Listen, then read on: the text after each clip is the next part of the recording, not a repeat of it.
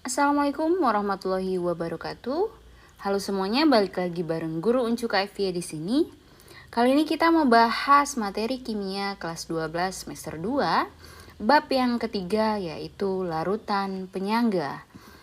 Larutan penyangga ini sering disebut sebagai buffer. Oke, kita mulai dengan pengertian dari larutan penyangga. Larutan penyangga itu diartikan sebagai larutan yang dapat mempertahankan pH ketika ditambah sedikit asam, kemudian sedikit basa atau pengenceran. Pengenceran itu ditambah air ya. Nah, untuk lebih jelasnya coba perhatikan ilustrasi dua larutan berikut ini. Yang pertama ini adalah larutan A. Larutan A awal mulanya punya pH 3. Kemudian yang kedua larutan B yang mulanya pH 5. Nah, kemudian larutan A dimasukkan ke dalam 3 tabung. Larutan B juga demikian. Nah, lalu ke salah satu tabungnya itu ditambahkan ke dalamnya sedikit asam. Nah, yang terjadi adalah pH-nya berubah misalkan menjadi 1. Kemudian di tabung yang kedua, ya masih larutan A juga, itu dimasukkan ke dalamnya sedikit basa gitu ya. Nah, ternyata pH-nya berubah naik menjadi 4,5. Nah, yang terakhir dia ditambahkan sedikit air atau bisa juga banyak sih sebenarnya. Untuk air ini tidak berpengaruh. Ternyata pH-nya menjadi misalkan 3,5 gitu ya. Nah, sementara untuk larutan B ya. Larutan B ketika ditambahkan sedikit asam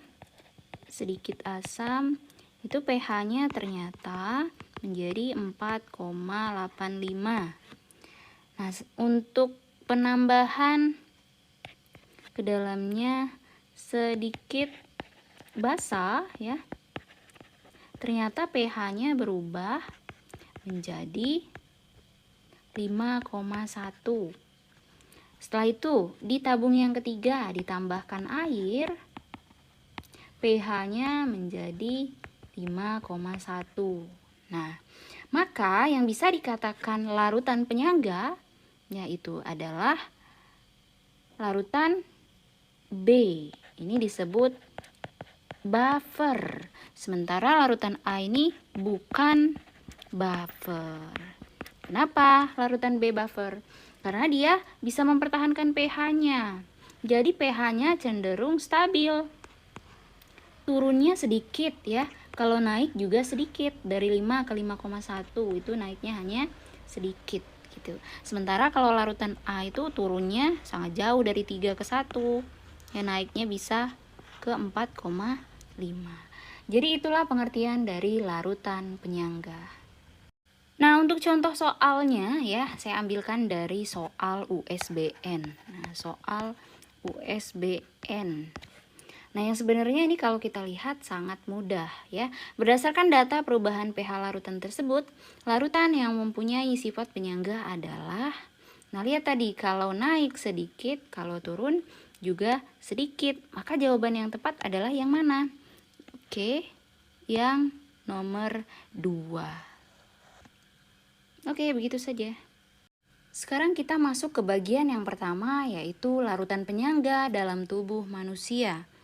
Nah, apa saja sih komponen penyangga dalam tubuh manusia?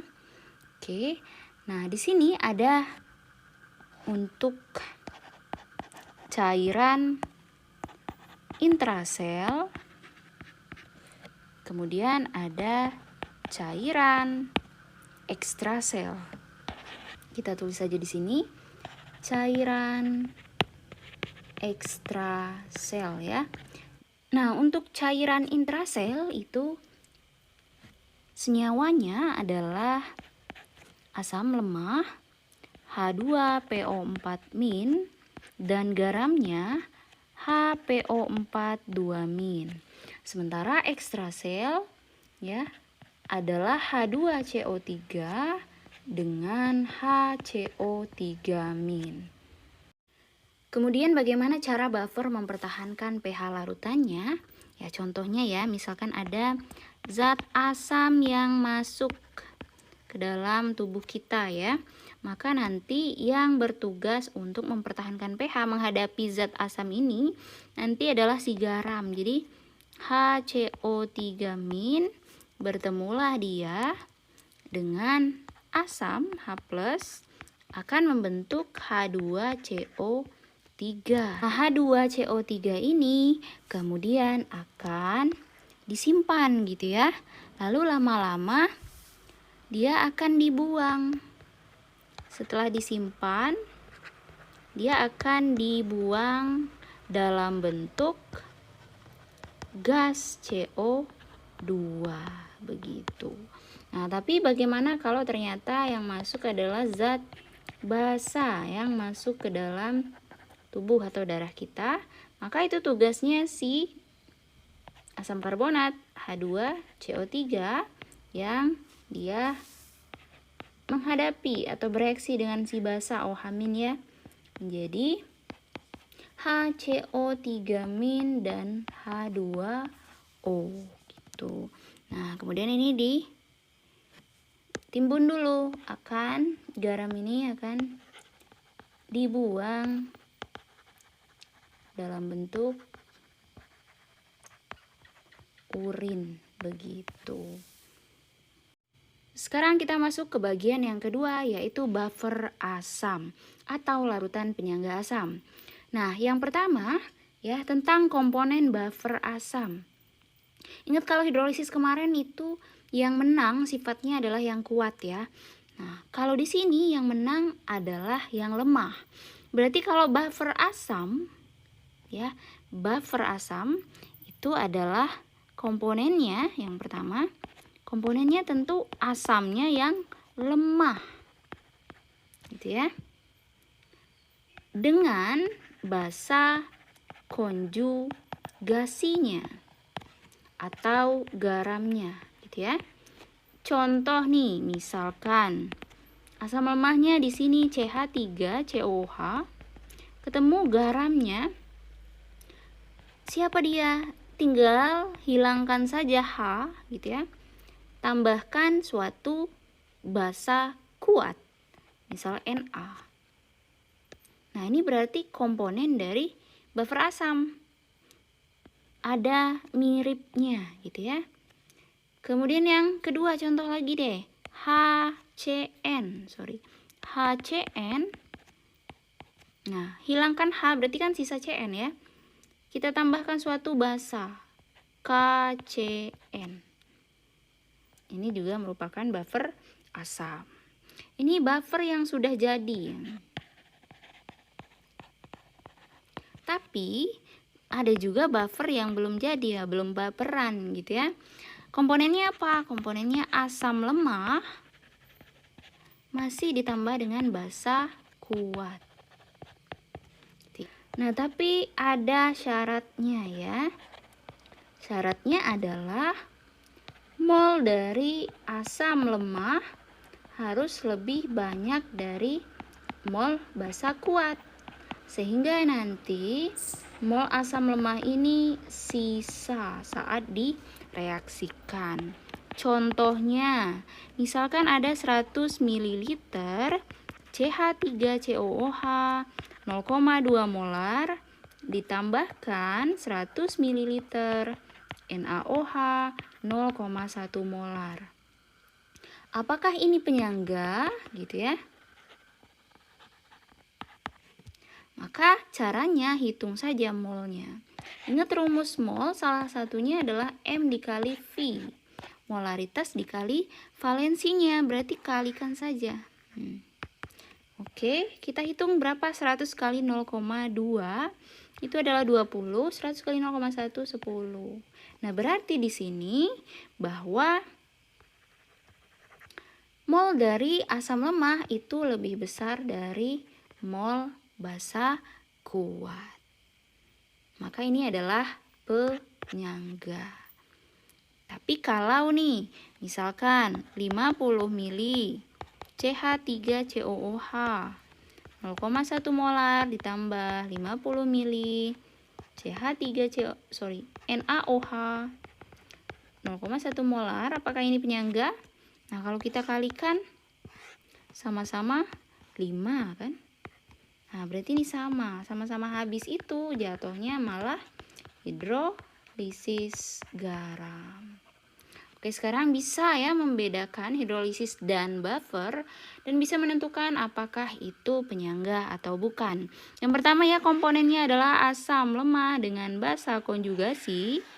Kemudian komponen yang kedua bisa asam lemah dengan basa kuat dengan syarat mol asam lemah lebih besar dari mol basa kuat. Oke, untuk contoh soal.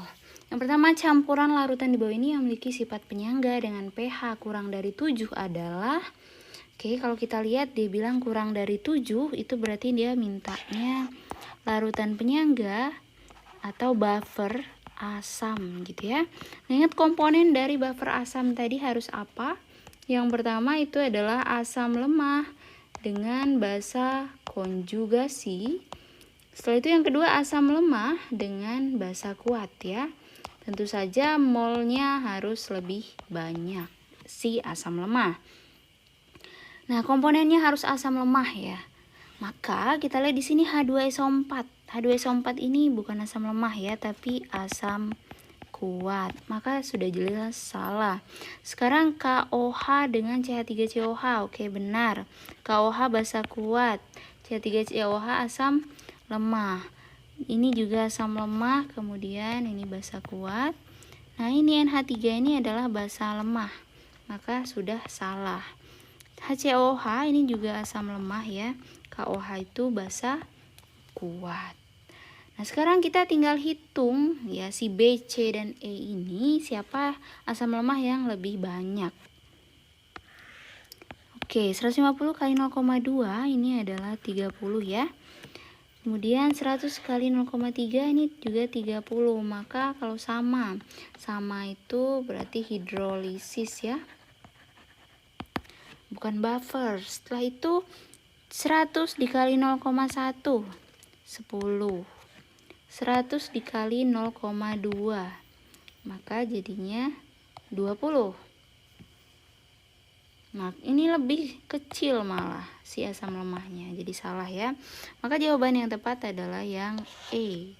100 dikali 0,4 40. 150 kali 0,1 15. Maka mol dari asam lemah lebih besar. Maka dia adalah buffer asam. Masih tentang buffer asam ya, sekarang kita menghitung pH dari buffer asam. Nah, tentang pH tentu saja ada rumusnya ya. Karena dia sifatnya asam, maka yang kita cari adalah konsentrasi H positifnya. Rumusnya, karena asam lemah jadi Ka dikali mol asam lemah itu dibagi dengan mol garam dikali valensi garam. Oke, untuk valensi garam saya pikir sudah jelas waktu kita bahas tentang hidrolisis garam ya. Nah, contoh soalnya adalah hitung pH larutan yang dibuat dengan mencampurkan 50 ml larutan CH3COH 0,1 molar dengan 50 ml larutan NaCH3COO 0,1 molar. Nah, perhatikan di sini komponennya siapa aja senyawanya ya. CH3COOH ini adalah asam lemah. Kemudian NaCH3COO ini adalah garam gitu ya. Nah, berarti ini adalah buffer asam.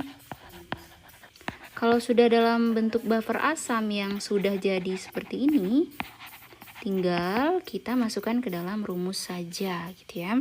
Yaitu H+ sama dengan Ka dikali mol asam lemahnya CH3COH ya, dibagi dengan mol garamnya, mol NaCa CH3COO dikali valensinya gitu ya.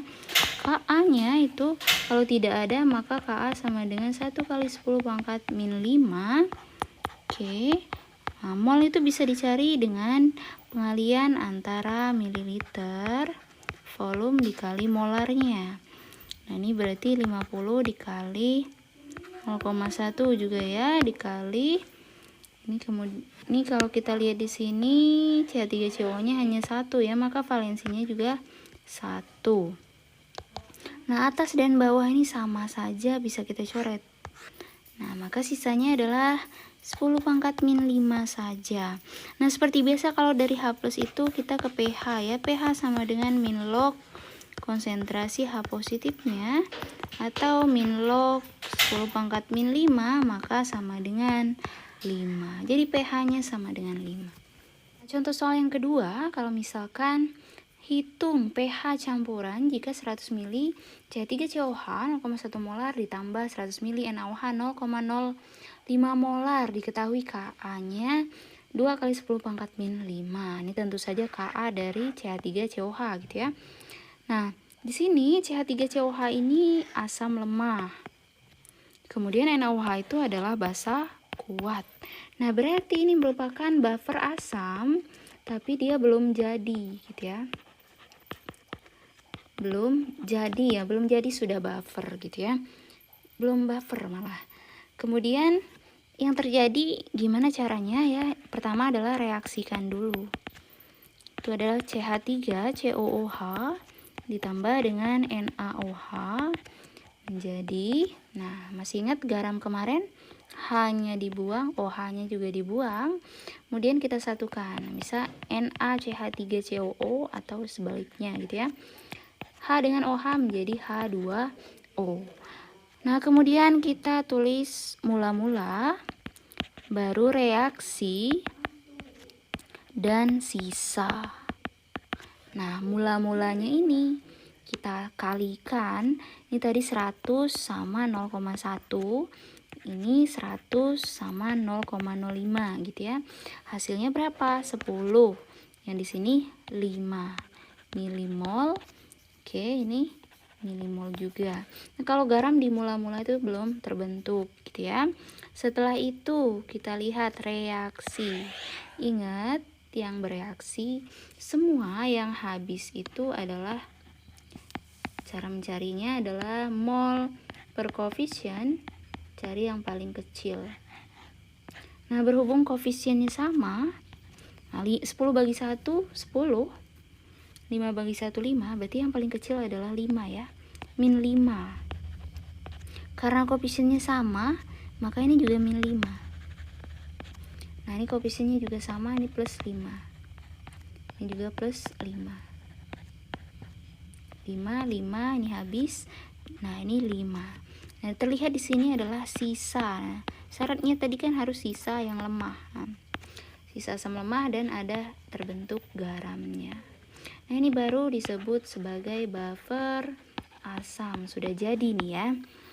Nah, kemudian kita masuk ke H+, rumusnya ya.